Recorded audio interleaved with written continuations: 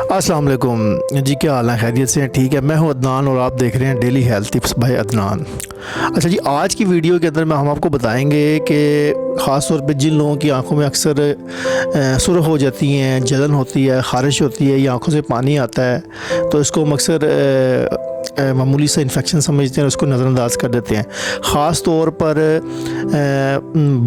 बारिश के मौसम के अंदर और नमी वाले मौसम के अंदर ये चीज़ आँखों के अंदर ज़्यादा पाई जाती है। तो आज हम आपको बताएंगे कि कौन सी आम निशानियां हैं आँखों की एलर्जी की, इन्फेक्शन की, जो कि आजकल के मौसम में होती हैं और जिन्हें हम नज़रअंदाज करते हैं, और इन बीमारियों से हम कैसे बच सकते हैं।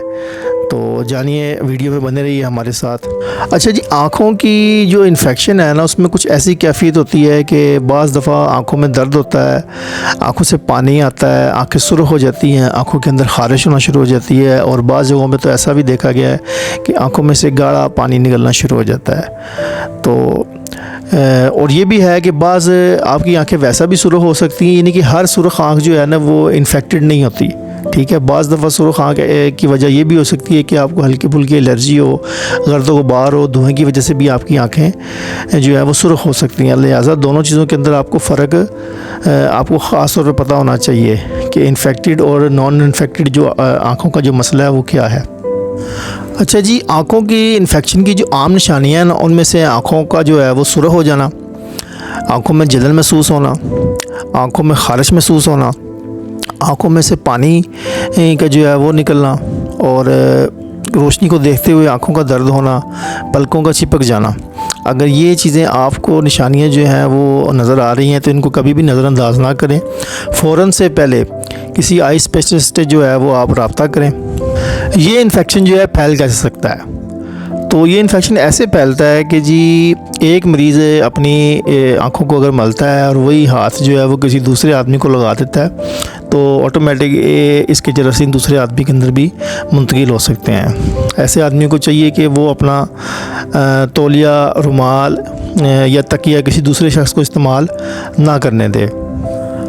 सबसे बड़ी गलती इंसान तब करता है जब वो कोई भी आँखों के ड्रॉप्स जो है वो आँखों में इस्तेमाल करना शुरू करता है। ये सबसे बड़ी गलती है, क्योंकि बाज़ दवाएं जो हैं वो बहुत ताकतवर होती हैं, हमें डॉक्टर के मशवरे के बगैर उनको इस्तेमाल नहीं करना चाहिए।